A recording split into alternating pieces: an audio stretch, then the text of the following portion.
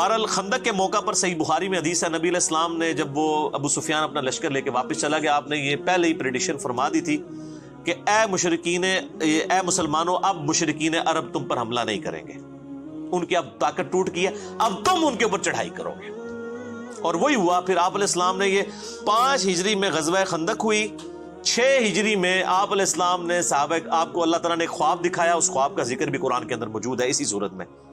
آپ نے خواب میں دیکھا کہ آپ یعنی عمرے کے لیے تشریف لے گئے ہیں اور آپ کے اصحاب بھی ساتھ ہیں، اور کوئی حلق کروا رہے ہیں، کوئی قصر کروا رہے ہیں، اور نبیوں کا خواب تو وہی الہی ہوتا ہے، جیسا کہ سورہ الصافات میں ہے کہ ابراہیم علیہ السلام نے خواب دیکھا کہ میں اپنے بیٹے کو ذبح کر رہا ہوں، تو انہوں نے اپنے بیٹے سے ڈسکس کیا، تو وہی الہی ہے، یہ نبی کا خواب جو ہے، بخاری مسلم کی حدیث ہے، نبوت کا 46واں حصہ۔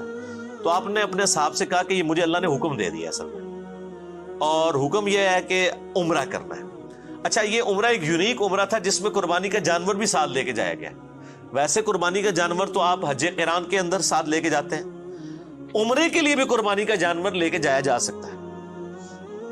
تو اسلحہ بھی ساتھ لیا، لیکن وہ بند اسلحہ تھا، یہ بھی ڈر تھا نا کہ کوئی حملہ نہ کر دے۔ تو بخاری مسلم میں آتا ہے کہ 1400 اصحاب، اور ایک روایت میں آتا ہے 1500، یعنی 1500 کے قریب اصحاب تھے جو آپ صلی اللہ علیہ وآلہ وسلم کے ساتھ عمرے کے لیے تیار ہو گئے جانے کے لیے۔ اب وہاں پہ مشرکین عرب کو یہ اطلاع پہنچ گئی، اب ادھر تو کھلبلی مچ گئی، انہوں نے کہا لو جی ہم پہ حملہ کرنا آ رہے ہیں اور یہ عمرے کے بہانے آ رہے ہیں۔ تو انہوں نے خالد ابن ولید کو اور ایک اور شخص کو جو ابھی تک مسلمان نہیں ہوئے تھے بھیجا جاسوسی کرنے کے لیے۔ انہوں نے آ کے جب دیکھا کہ بھئی یہ تو مطلب اس ارادے سے نہیں آئے ہیں، اور کوشش بھی کی کچھ لوگوں کو یعنی چھیڑخانی کرنے کی کہ یہ ہمارے ساتھ لڑائی کرتے ہیں کہ نہیں۔ نبی علیہ السلام نے حکم فرمایا تھا کہ اگر وہ چھیڑخانی کرے بھی جواب نہیں دینا۔ ان کو خیر یقین ہو گیا، انہوں نے جا کے واپس رپورٹ کی کہ یہ تو اس لیے نہیں آ رہے ہیں۔ لیکن ابو سفیان اور باقی لوگوں نے کہا کہ نہیں نہیں، یہ تو اس طرح تو ہم قریش مکے کے سردار ہیں، یہ کس طرح اس طرح آ سکتے ہیں، ہماری ناک کٹ جائے گی، ان کو روکو، نہیں آنے دینا۔ اب بیچ میں کچھ ایسے لوگ بھی شامل ہوئے جنہوں نے سمجھایا کہ بھئی تمہاری پوری دنیا کے اندر بے عزتی ہوگی، حرم تو سب کے لیے ہے، اور تم یہ حرم کی بنیاد کے اوپر ہی ساری یہ روٹی روزی تمہاری چل رہی ہے، باہر کے لوگ آتے ہیں، اور حرم جو ہے یہ ایک انٹرنیشنل سٹی ہے، سب لوگ ادھر آ سکتے ہیں حج عمرے کے لیے، تم کیسے اس کو روک سکتے ہو، تو بدنامی ہوگی۔ بہرحال خیر یہ سارے معاملات چلنا شروع ہوئے۔ یہ پوری ڈیٹیل آپ کو غزوہ احد، غزوہ جو صلح حدیبیہ کا چیپٹر ہے بخاری میں اور مسلم میں، یہ پوری ڈیٹیل آپ کو اس میں مل جائے گی۔ الٹیمیٹلی انہوں نے عروہ ابن مسعود کو جو ہے نا بھیجا نبی علیہ السلام کے پاس ڈسکشن کے لیے کہ آپ واپس چلے جائیں۔ اس نے آ کے نبی علیہ السلام کو بڑا یعنی ڈرایا اور دھمکایا، یعنی جا کے خیمے کے اندر کہ یہ تمہارے ساتھی جو ہیں تمہیں چھوڑ کے چلے جائیں گے، اور تم اس طرح نہ کرو، ہو سکتا ہے تمہیں مار دیں قریش مکہ اور یہ وہ۔ اب اس ظالم کو کیا پتا تھا کہ یہ تو اللہ کے پیغمبر ہیں، ٹھیک ہو گیا۔ اب اسی دوران صحیح بخاری کے الفاظ ہیں کہ جب یہ گفتگو کر رہا تھا تو حضرت ابو بکر صدیق رضی اللہ تعالیٰ عنہ پاس ہی بیٹھے ہوئے تھے۔ آپ کو بڑا سخت غصہ آیا، یعنی ایک شخص حضور کے منہ پہ آ کے یہ دھمکی دے رہا ہے کہ تجھے تیرے ساتھی چھوڑ جائیں گے جو تیرے لیے اتنی قربانیاں کر رہے ہیں، تو نے اپنی جان بچانی ہے تو واپس چلا جا۔ اب اتنی گستاخانہ جملہ کون شخص سن سکتا ہے؟ تو حضرت ابو بکر رضی اللہ تعالیٰ عنہ کو بڑا غصہ آیا، اور آپ نے اس کو وہاں پہ بڑے سخت الفاظ کہے، اور جس کو آج کل ہمارے علماء نے دلیل بنایا ہوا ہے گستاخانہ رسول کو گالیاں نکالنے کی، حالانکہ وہ اس طرح ہے ہی نہیں تھا۔ وہ تو انہوں نے وہ بات کی جو کہا، جو کرا کرتے تھے۔ تو چونکہ وہ اپنے بت لات اور منات کی شرمگاہوں کو چاٹتے تھے، یہ ان کی ایک عبادت کا تصور تھا۔ جس طرح ہمارے بھی پنجاب کے اندر ایک ایسا دربار ہے جہاں پہ یعنی لکڑی کے بنا کے شرمگاہیں لٹکائی ہوئی ہیں، اور لوگ وہاں پہ مطلب جاتے ہیں، چڑھاوے بھی چڑھاتے ہیں۔ تو حضرت ابو بکر کو اتنا غصہ آیا کہ تم نبی علیہ السلام سے اس طریقے سے گفتگو کر رہے ہو، تو انہوں نے کہا جاؤ تم لات اور منات کی شرمگاہیں چاٹو، جو تمہارا کام ہے۔ یہ آپ نے گالی نہیں دی تھی، جو وہ کرتے تھے وہی کہا تھا۔ گالی تو ہوتی ماں بہن کی کو گالی نکالتے ہیں، یا جس طریقے سے گالی نکالنے کا انداز ہے، اس کو گالی کہنا غلط ہے۔ جس طرح آج اگر کوئی قبر کی مٹی چاٹتا ہے اور ہم اس کو کوئی قرآن و حدیث سے بات سمجھاتے ہیں اور وہ بات ماننے کے لیے تیار نہیں ہوتا، تو ہم کہیں گے جا تو فلاں قبر دی مٹی جا کے چاٹ، تو یہ کہے گا مجھے گالی دے دی ہے۔ وہ تو چاٹتے ہیں نا سر، تو گالی تو نہ ہوئی، جو کرتے تھے وہ۔ خیر میرا یوٹیوب پہ کلپ بھی ہے، گستاخوں کو گالیاں دینا کیا ثواب کا کام ہے، تو اس میں نے ان کے سارے دلائل ذکر کیے ہیں قرآن اور حدیث میں جو وہ پیش کرتے ہیں۔ پھر حضرت مغیرہ ابن شعبہ رضی اللہ تعالیٰ عنہ بھی پاس کھڑے ہوئے تھے، اور وہ تھوڑی تھوڑی دیر بعد بخاری کے الفاظ ہیں کہ اس کی عادت تھی وہ حضور کی داڑھی کی طرف نہ ہاتھ بڑھاتا تھا بات کرنے میں نا. اس کا ایک بعض لوگوں کا ایک عادت ہوتی ہے نا, تو یہاں پہ بھی بعض لوگ جو ہیں وہ کسی کو منانے کے لیے اس کے داڑھی کو ہاتھ تھوڑی کو ہاتھ لگاتے ہیں. تو جب وہ داڑھی کو ہاتھ لگاتا تو حضرت مغیرہ ابن شعبہ جو ہے نا وہ اپنی تلوار کا جو دستہ ہے نا بیک سائڈ کے اوپر وہ اس کے ہاتھ پہ یوں مارتے کہ پیچھے کر گستاخ, اپنے ناپاک ہاتھوں کو نبی علیہ السلام کی داڑھی سے پیچھے کر. اچھا, تو اسی میں آتا ہے کہ جب حضرت ابوبکر نے اسے کہا تو اس نے کہا ابوبکر میں تجھے جواب دے سکتا ہوں اس بات کا, لیکن تیرا میرے اوپر احسان ہے, میں اپنی زبان بند کرتا ہوں. لیکن حضرت مغیرہ ابن شعبہ کے بارے میں جب بات ہوئی تو اس نے پھر کہا کہ بھی اس کو پھر انہوں نے یعنی اس نے جواب دیا اور ان کی کوئی پرانی غلطی ذکر کر دی کہ انہوں نے وہ کہیں پہ چوری کی تھی, کوئی ڈاکہ مارا تھا اور مال لوٹ کے لے آئے تھے. اس کے بعد وہ مسلمان ہو گئے تھے. تو حالانکہ نبی الاسلام کے پاس جب آئے تو آپ نے کہا کہ تیرا اسلام قبول ہے لیکن یہ مال میرے پاس نہیں تو نے جمع کرانا, مال تو جو ہے نا وہ جس کا ہے اس کو دے. تو اس کی طرف اس نے اشارہ کیا کہ اس وقت میں نے تجھے پناہ دی تھی نا جب تو نے لوگوں کا مال اس طرح ہڑپ کیا تھا. تو یہ مغیرہ ابن شعبہ رضی اللہ تعالیٰ عنہ کو اس نے جواب دیا. اچھا جی, پھر اسی دوران نبی علیہ السلام خیمے سے باہر تشریف لے کے آئے. اب صحابہ کرام یہ چاہتے تھے کہ ان کو ذرا دکھائیں کہ ہم کتنے جانثار ہیں. تو نماز کا ٹائم ہو گیا, نبی علیہ السلام نے وضو کے لیے پانی منگوایا. اب وہ جو تھا نا عروہ ابن مسعود وہ وہیں پہ موجود تھا جو کافروں کی طرف سے ایلچی بن کے آیا ہوا تھا. یہ بخاری میں پوری حدیث ہے ڈیٹیل کے ساتھ, کتاب الشروط چیپٹر کے اندر. اب نبی علیہ السلام وضو کر رہے ہیں تو صحابہ کرام نیچے ہاتھ لے کے کھڑے ہو گئے, آپ کے وضو کا پانی نہیں نیچے گرنے دے رہے. حتیٰ کہ آپ علیہ السلام نے تھوک پھینکی تو ایک صحابی نے وہ بھی اپنے ہاتھوں پہ لے کے اپنے جسم پہ ملی, اور کسی کو نہیں جب پانی وہ ملتا تھا, ظاہر اب کتنے لوگ سائڈ پہ, اب 1400 صحابہ ہیں, تو جس کا ہاتھ گیلا ہو جاتا تھا حضور کے وہ پانی گرنے کی وجہ سے وہ اس سے اپنا ہاتھ مل کے اپنے جسم پہ مل لیتا تھا. اب یہ وہ منظر جو ہے نا عروہ ابن مسعود جو ہے نا وہ ڈائریکٹ تو نہیں دیکھ رہا تھا, وہ شرمندگی اس کو محسوس ہو رہی تھی کیونکہ ابھی تو وہ حضور کو کیا کہا تھا کہ یہ تو تجھے چھوڑ کے چلے جائیں گے. تو وہ حدیث کے الفاظ ہیں, وہ بعد میں مسلمان ہو گئے, پھر انہوں نے خود ہی روایت کی حدیث عروہ ابن مسعود نے. حتیٰ کہ بخاری مسلم میں حدیث ہے کہ حضرت عیسیٰ ابن مریم کو کسی نے دیکھنا ہے تو عروہ ابن مسعود کو دیکھ لیں, ان کی عام شکل ہے, میں نے ان کو شب معراج دیکھا ہے, گھنگریالے بالوں والے. تو یعنی وہ بڑے خوبصورت تھے, اسلام لانے سے پہلے بھی خوبصورت تھے. خوبصورتی کا تعلق جو ہے وہ عشق رسول سے یا اسلام لانے یا نہ لانے سے نہیں ہوتا, وہ اللہ تعالیٰ نے کسی کو خوبصورت بنا دیا. تو وہ ابو لہب اتنا خوبصورت تھا, خوبصورتی کوئی کرائٹیریا نہیں کسی کے نیک ہونے, جنتی ہونے یا دوستی ہونے کا. بعد میں کوئی یہ تو نہیں اسلام لانے کے بعد ان کی شکل حضرت عیسیٰ والی بن گئی تھی, پہلے کی تھی. تو وہ اللہ کے علم میں تو تھا کہ انہوں نے اسلام قبول کرنا ہے.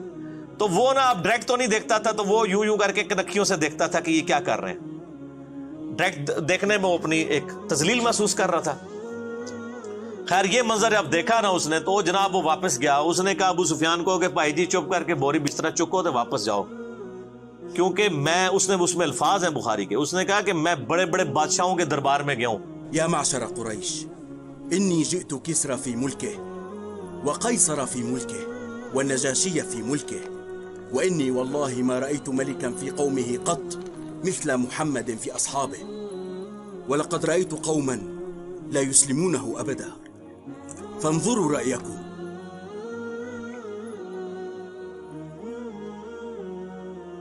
میں کیسر و کسرا رومن امپائر کے ہیڈ اور پرشین امپائر کے ہیڈ کے درباروں میں بھی گیا ہوں, میں نجاشی کے دربار میں بھی گیا ہوں. میں نے کسی بھی بادشاہ کی رعایا کو یہ تعظیم کرتے ہوئے نہیں دیکھا اپنے سردار کی جو محمد صلی اللہ علیہ وآلہ وسلم کے اصحاب کرتے ہیں. پھر اس نے آگے بیان کیا, اس نے کہا اللہ کی قسم جب وہ وضو کرتے ہیں وہ ان کا پانی نہیں نیچے گرنے دیتے, ان کا تھوک مبارک نہیں نیچے گرنے دیتے, اور اللہ کی قسم میں نے دیکھا کہ جب نبی علیہ السلام گفتگو کرتے ہیں تو وہ اس طریقے سے خاموش ہو جاتے ہیں گویا کہ ان کے سروں پر پرندے بیٹھے ہوئے ہیں, اور آپ کی بس زبان مبارک سے بات نکلنے کی دیر ہوتی ہے تو جھپٹ پڑتے ہیں وہ, اور وضو کا پانی لینے کے لیے وہ اس طرح کی دو کرتے ہیں گویا آپس میں لڑ پڑیں گے. تو انہوں نے کہا یہ اس بندے کو آپ لائٹ نہ لیں تو چپ کر کے ان کے ساتھ معاہدہ کر لیں. اب یہ ان کے لیے بہت بڑی تذلیل تھی کہ معاہدہ کر لیں. معاہدے کا تو مطلب یہ ہے کہ انہوں نے مسلمانوں کو پاور کے طور پہ تسلیم کر لیا. ابھی تک تو وہ 3 دفعہ تو مارنے کے لیے آئے نا, بدر میں, احد میں اور خندق میں. اب وہ پاور تسلیم کریں گے تو تبھی معاہدہ کریں گے. سہیل ابن عمرو کو بھیجا, وہ بھی بعد میں صحابی بن گئے. ان کا بیٹا تھا ابو جندل اور دوسرا بیٹا تھا عبداللہ. سر یہ آپ نے سب کچھ دیکھنا تو عمر سیریز دیکھیں. قطر والوں نے 30 اقساط کے اوپر سیدنا عمر فاروق رضی اللہ تعالیٰ عنہ کی پوری بایوگرافی فلمائی ہے, ان کو سینٹرڈ کر کے نبی علیہ السلام کی سمجھ لیں سیرت فلما دی ہے ویڈیو میں. اس میں یہ ساری کی ساری انہوں نے مناظر جو ہے نا جو کریٹیکل ہیں وہ سارے فلمائے ہوئے ہیں. تو سہیل ابن عمرو آیا تو پھر حضرت ابوبکر نے کہا کہ لگتا ہے اب صلح ہو جائے گی, کیونکہ وہ ذرا سمجھدار آدمی تھا, اور وہی ہوا. اس نے کہا جی آپ ہمارے ساتھ معاہدہ کر لیں. نبی علیہ السلام نے فرمایا ٹھیک ہے. تو کاغذ قلم یعنی اس وقت جو چمڑا تھا اور قلم منگوائی گئی. بخاری شریف میں الفاظ موجود ہیں.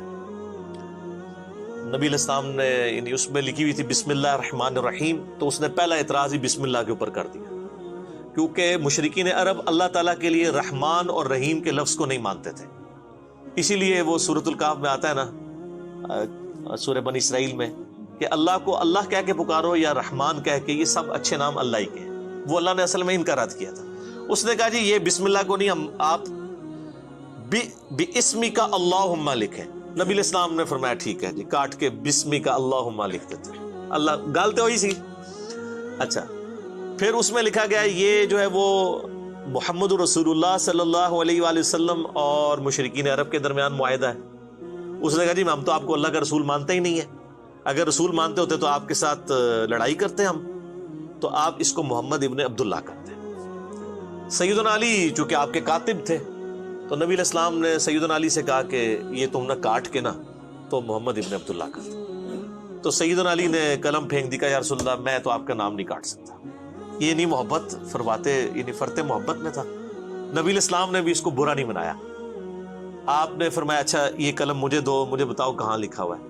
تو بتایا گیا یہ لکھا ہے. تو آپ نے اپنے مبارک ہاتھوں سے ایسے لکیر پھیری, اور بخاری کے الفاظ ہیں, اس میں میرا کلپ بھی ہے نبی علیہ السلام کی ہینڈ رائٹنگ, کہ آپ علیہ السلام نے اپنے ہاتھوں سے محمد بن عبداللہ لکھا. چونکہ آپ لکھنا پڑھنا تو جانتے نہیں تھے, یہ آپ کا معجزہ تھا. تو وہ اس میں الفاظ ہیں حدیث کے کہ آپ کی رائٹنگ اتنی اچھی نہیں تھی, کیونکہ یہ قرآن میں سورہ عنکبوت کی آیت نمبر 51 ہے کہ یہ نبی علیہ السلام کا معجزہ قرآن ہے. اس سے پہلے 49 50 میں آتا ہے کہ اگر یہ نبی دائیں ہاتھ سے کچھ لکھ سکتے ہوتے تو کافر کہتے یہ کتاب انہوں نے خود لکھی ہے. تو یہ آپ کا معجزہ تھا کہ آپ امی تھے. بہرحال معاہدہ لکھا گیا, اس کے اوپر یعنی سگنیچرز بھی ہو گئے. اب حضرت عمر کی تسلی نہیں ہو رہی. صحیح بخاری میں حدیث ہے, حضرت عمر آئے, کہا یا رسول اللہ ہم سچے نہیں ہیں. بالکل سچے ہیں جی. یہ کافر کیا جھوٹے نہیں ہیں؟ کہا جھوٹے ہیں. اچھا جی. پھر کہا یا رسول اللہ وسلم کیا ان کے جو مقتولین ہیں وہ دوزخ میں اور ہمارے مقتولین جنت میں نہیں ہیں؟ فرمایا بالکل. تو یا رسول اللہ ہم کیوں پھر ان کے ساتھ دب کے صلح کر رہے ہیں؟ کیونکہ اس میں شرائط 3 شرائط تھی. پہلی شرط یہ تھی کہ اگر کوئی کافر مسلمان ہو کے یعنی مدینہ شریف آ جائے تو نبی علیہ السلام پابند ہیں اس کو واپس کرنے کے. لیکن اگر کوئی مسلمان واپس آ گیا مکے تو مشرکین عرب اس کو واپس نہیں کریں گے. یہ دوسری شرط تھی. اب یہ تو دب کے صلح کرنے والی بات تھی. اور تیسری شرط یہ تھی کہ اس سال آپ عمرہ نہیں کریں گے, ہمارے بھی ناک رہ جائے, آپ واپس چلے جائیں, اگلے سال آ کے آپ عمرہ کر لیں, قضا کر لیں. یہ 3 شرائط تھی. اب تینوں شرائط بظاہر ان کی فیور کے اندر تھی, بالکل ون سائیڈڈ تھی نا. لیکن اللہ تعالیٰ جب حضرت عمر فاروق نے اعتراض کیا تو حضرت عمر نے نبی علیہ السلام فرمایا کہ مجھے اللہ نے حکم دیا. اب نبی جب اللہ کی وحی کے ساتھ کوئی کر رہا ہے اس پہ تو کوئی اعتراض نہیں. بال حضرت عمر کی تسلی نہیں ہوئی. آپ اس خاموشی سے نکل گئے, جا کے حضرت ابوبکر صدیق رضی اللہ تعالیٰ سے جا کے کہا کہ یہ دیکھیں ایک صلح کر لی. تو حضرت ابوبکر نے پھر حضرت عمر کو ڈانٹا اور کہا کہ وہ اللہ کے رسول ہیں. وإذا أتانا أحد من قريش مسلما بغير إذن وليه نرده عليهم وإذا جاء قريشا أحد ممن معنا لم يرده علينا كيف يكون هذا؟ يا عمر إنه عبد الله ورسوله لا يفعل إلا ما يأمره الله به فالزم